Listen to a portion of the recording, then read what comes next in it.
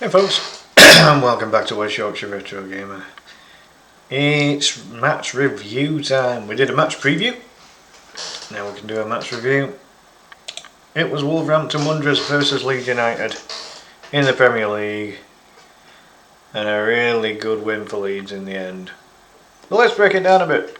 Let's have a look at things and see. Well, let's see what we saw. So ultimately, bad start for Leeds, conceding within the first 10 minutes there. Wasn't a great goal to concede either. Pretty poor defending, and I felt for the first 10-15 minutes of the game we did look a bit dodgy. I don't know whether we were adapting to the wet conditions or what, but there was just something wasn't right. But as the first half kind of went on, Leeds did start getting into the groove a bit, and as soon as we got our first goal, which was a great cross from Jayden Bogle and Dominic Calvert-Lewin with a really nicely placed header, getting Leeds an equaliser on just after half an hour. And then Anton Stark, very clever, dragged the ball back slightly and he let rip. Beautifully curled free kick in towards the top corner, making it 2-1 to Leeds at that point. And then Noah Okafor, what a cool finish that was as well. And nice assist, and then Okafor with the finish, just really cool, calm finish. You know, it was the finish of a player that felt confident and felt clinical. You know, it really had that kind of vibe. So really good stuff.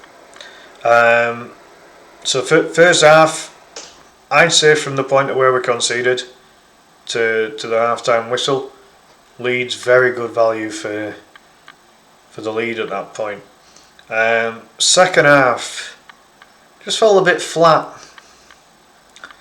There wasn't the same kind of quality. We had a couple of attempts on goal, but nothing really that was going to trouble Sarr in the Wolves goal. Can't remember if it was first half or second half, but Gabby Goodmanson got a really good cross into the box, flat ball, that went through the 6-yard box, and nobody was there to pounce on it. It was an open goal virtually, you know what I mean, in that sense. You know, if you just had someone on it, boom, it's in. So really good overall. But the second half, I don't know whether Daniel Farke, the Leeds manager, decided deliberately to try and go more defensive. But the one thing I noticed with Wolves, some of their crossing was quite good at times. You know, they were getting the crosses into the box, and thankfully for Leeds there was no one getting on it. Now you've got to say that maybe Leeds were a little bit lucky that there wasn't anyone of any quality to get on these crosses. If it was on the other foot, and if Leeds were doing crosses like that, you know, if you were getting your DCLs or your Metches onto it, that's the kind of service that those types of boys are going to really enjoy. And Leeds didn't really do that from an aerial point of view, but Wolves were pumping balls into the box, and I were concerned at times. But a win's a win.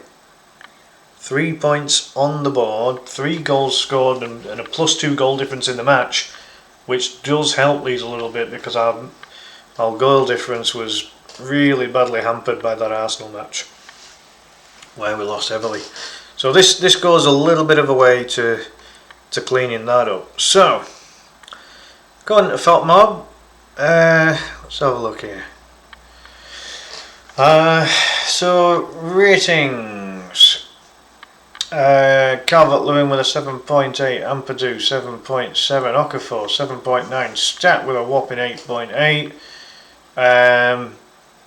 But again, take into account that with a goal and an assist, that will have heavily boosted the ratings for Anton Stack. Gummerson 7.3, Strauch and Roden both with 7. Longstaff got himself a 7.2, so you know that there's and Darlow with a 7.9 as well, very healthy. But again, you know, FootMob's stats are kind of, you know, the ratings are based on, you know, goals and assists for the outfielders, and then saves and you know, mostly shot stopping for the goalkeeper really. So take those ratings how you want to. Nobody really in the Wolves team standing out. I mean, you can tell there that, you know, Krejci ended up getting a, you know, one of the better ratings for Wolves because he got their goal. But a whole lot of orange on the left hand side, you know, the left half of the pitch for Wolves there, and a stinking red for the goalkeeper. Yeah, Jose Sarr didn't have his best match. Wouldn't necessarily say that he was 100% at fault for the goals, but makes you wonder if he could have done a bit better with some of those. So, moving on to the subs. Looks as if some of them didn't get ratings because they came on quite late. That's fair enough. Harrison got a 6. I mean, Jack didn't do anything wrong when he came on, to be fair. The subs are Wolves all embroiled in 6s. Yeah, that's how it goes. And then these are the players that did not make an appearance that stayed on the bench. Yeah, Leeds had 3 players injured: Lucas Perry, Dan James and Will Nonto. Gonzalez was out. Oh God, he's out for a long time, isn't he? He's not back until 2026 apparently. Ouch. And with Wolves being in the position they're in, they need every player back they can grab a hold of. Yeah. They reckon October for Lucas, and Dan James will none to that up too, sure. Yeah, so those are kind of some of the stats there. What else does it allow us to do here? Let's have a look. Facts. So these were some, well, not exactly the statistics I was looking for.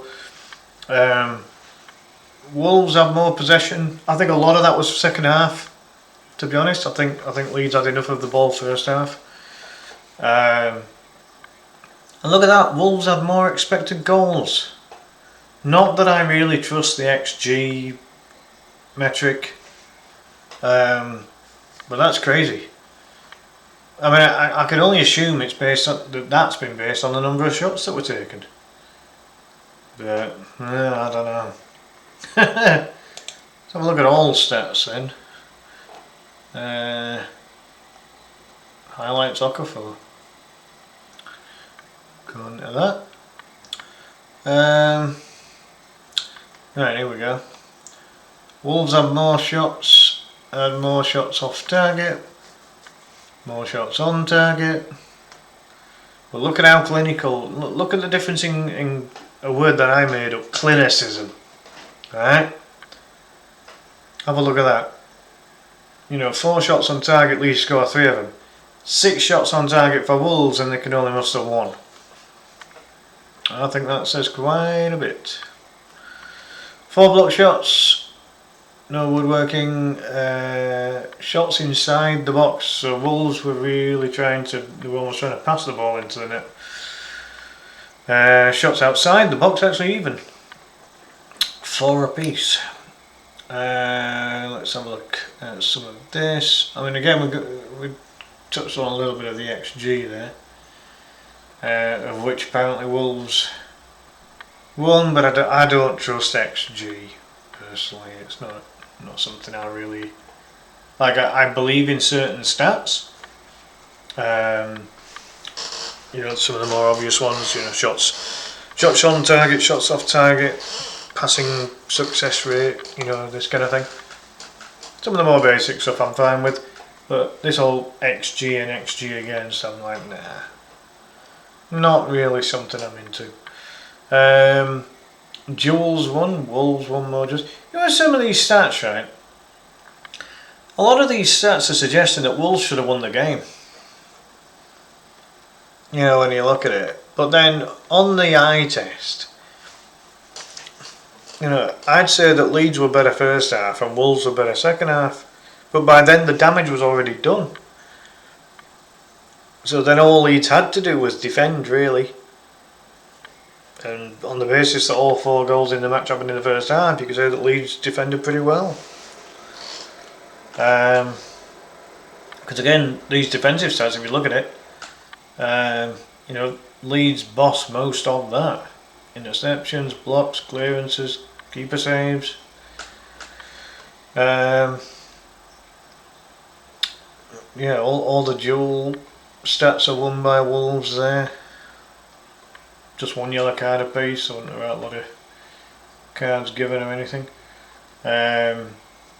Leeds winning the passes inside their own half, that doesn't surprise me much in a sense, because there was a period where Wolves throughout the match, to me, didn't look like they were trying to press Leeds or anything. There wasn't a lot of pressing going on not from either team really. A little bit from Leeds first half. But then after that, there wasn't really not a lot of high pressing going on. So Leeds as defenders were able to pass it between themselves. I think they did about a dozen passes between themselves before they tried to create an attack. So that was just one moment in the game. Can't exactly remember what was what in terms of that now, but it just when looking at that, it just kind of reminds me. But again, it's suggesting Wolves were better at most of the stuff there, isn't it? Which I don't really agree with.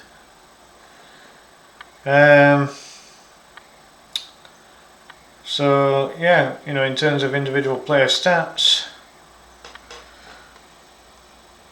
give stat the highest rating. Again, I think it's because he got a goal and an assist, and they were good. Don't get me wrong. Stack's assist for Okafor was excellent. As was his goal. Really nice free kick. I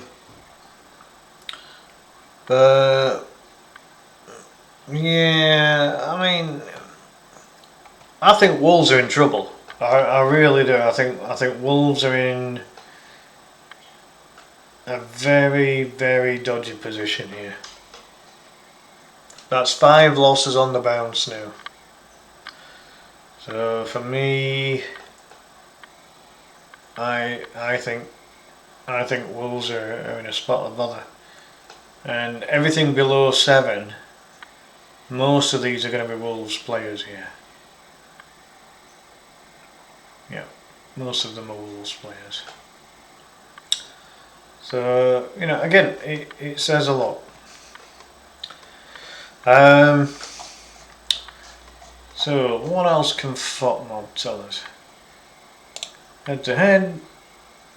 Oh wow, look at that. It was pretty even across the board. Interesting. Stats we just looked at. Table, I've actually taken something a bit nostalgic for the table, so I'll show you that in a minute. I'll show it on here first, but then I'll show it afterwards. Lineups.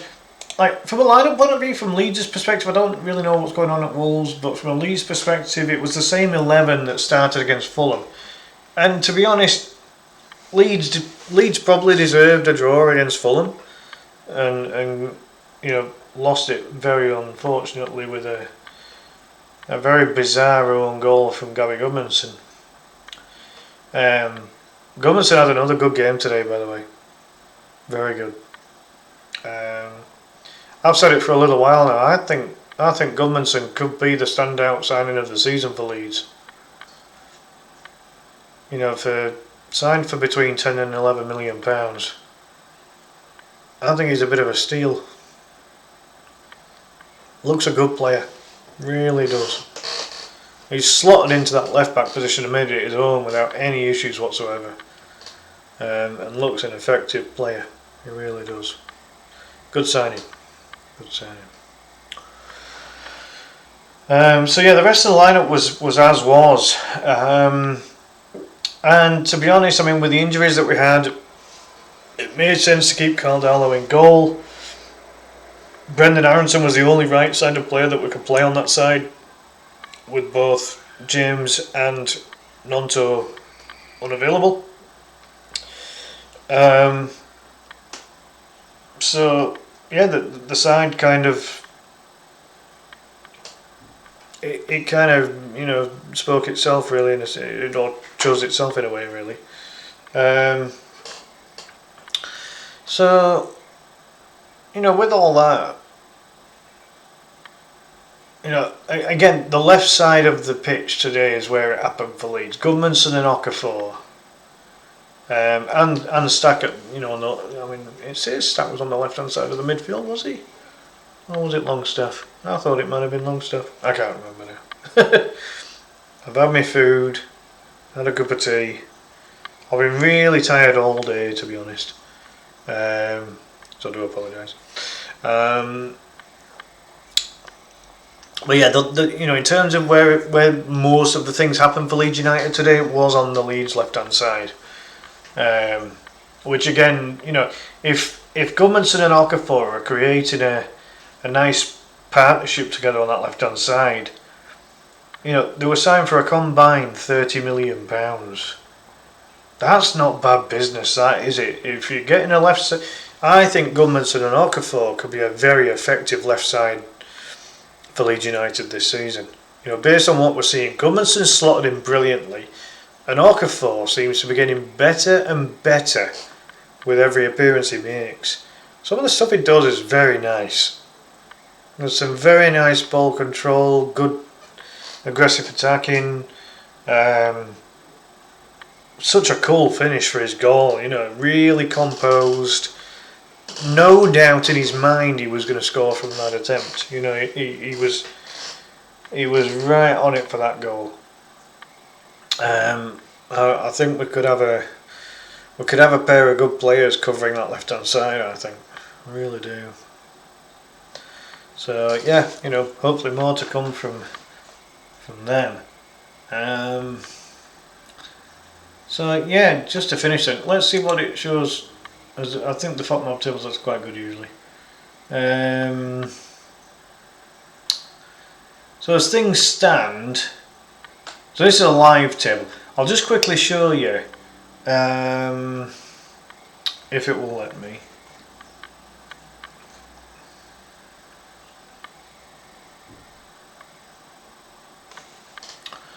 Let me try something. So for any of my viewers, obviously UK-based viewers in particular, do you remember the days of CFAX and teletext? Right, these were great. These were the days. These were the days when we used to use CFAX and teletext to be able to see the football scores and everything, and the Premier League table. And I remember football was page 302 on CFAX.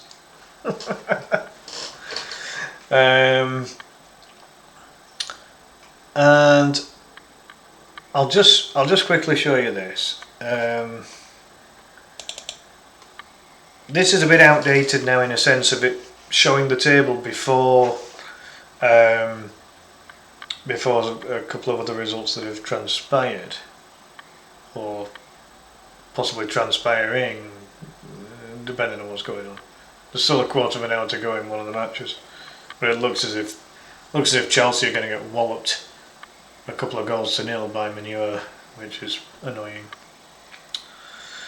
But it keeps Amrim in a job because he gets a win, and Amrim's not done very well. So yeah. that's another story. But yeah, cop a load of this. This is lovely.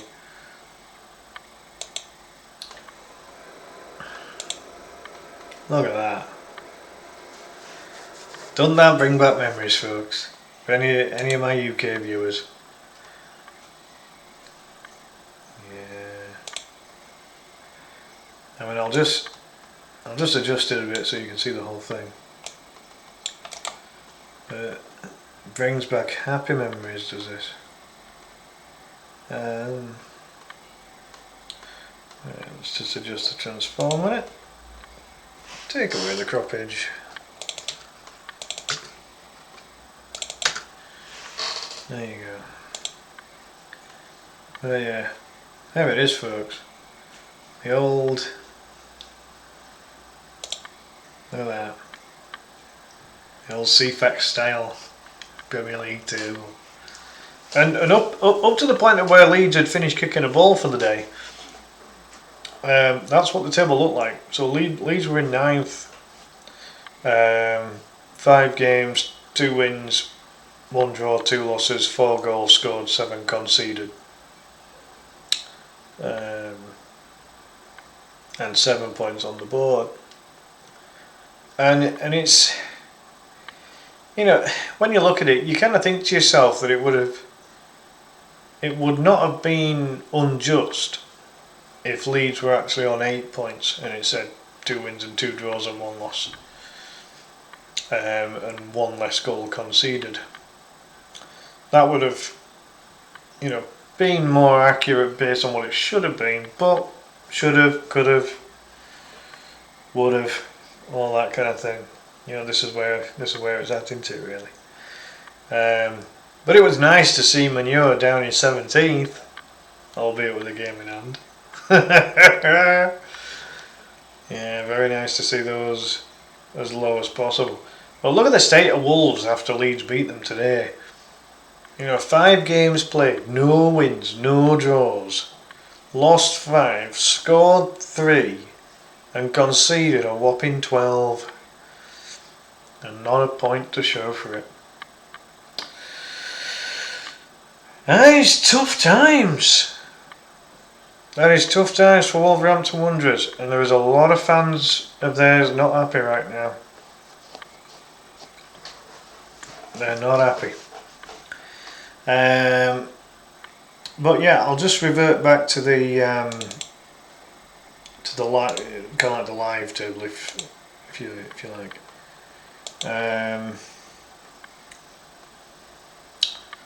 Yeah.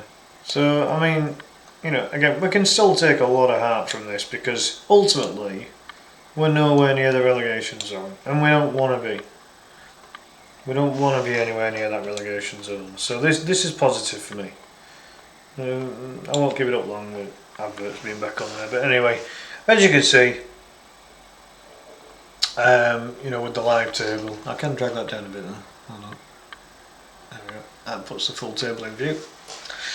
Yeah. So, you know, Leeds, win, loss, draw, loss, win. Nicely symmetrical there, isn't it? Next match is against Bournemouth. A little bit difficult. Bournemouth have had a good start to the season. Their loss was against Liverpool first week, I think. And that was a high scoring game. I think it was like 4-2 to Liverpool in the end. So Bournemouth are looking very good. Which is a bit, you know, that's a bit worrying for Leeds. I mean, Bournemouth play Newcastle tomorrow, so we'll see what kind of shape Bournemouth are in after that. But Leeds did draw against Newcastle. That was before they got Walter Maid and a couple of other players in, like Johan Visser as well. And so, you know, they boosted the firepower after losing Ishak. So, I don't know. We'll see what comes of it. That game could be a close one. Maybe a draw between Bournemouth and Newcastle. And it's the Eddie Howe derby as well, if you want to look at it that way. But yeah, you know, to conclude, folks, Leeds in a good place, even if Man United hold out for that win against Chelsea, which I didn't see coming. I thought Chelsea would win that fairly comfortably. Bastards have let me down.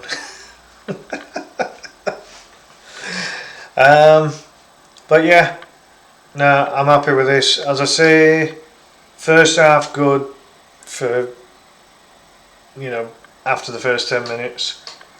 Second half, not so great, but Leeds did enough to hold on. So you've got to say defensive credit to the team in the sense of that, even though Wolves were putting plenty of balls into the box, Wolves didn't have anyone of any quality to get on the end of them. So, and that was despite them playing 6'5" Tolo Rockaday up front, who was quite prolific in the Belgian Pro League last season. He got his second appearance of the season for Wolves today, and it was he didn't do all.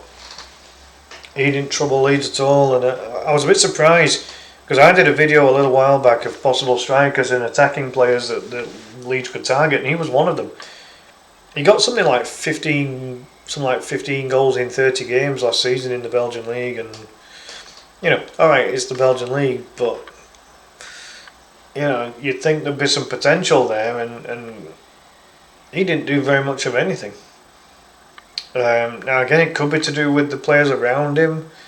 Wolves have got 3 Gomez's and 2 Buenos in the squad.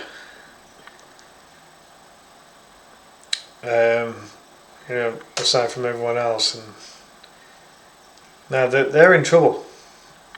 And they've just given their manager a new contract recently as well. So I'm not sure what's going on there at the minute.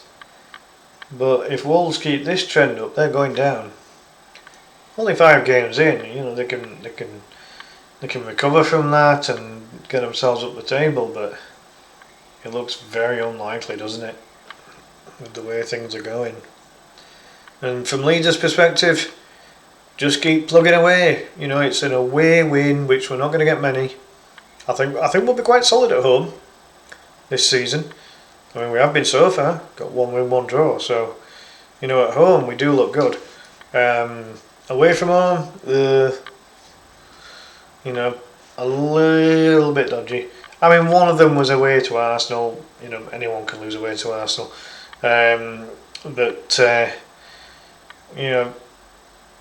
We see, apart from this Wolves game, the Fulham game didn't create a vast amount. And as I say, should have still got a draw. There's absolutely no doubt about it. Leeds should have drawn that match, but it's football. It's early days. 5 games in, and we're already 7 points closer to survival. I think we need 10 wins and 10 draws, and we've already got 2 of one and 1 of the other.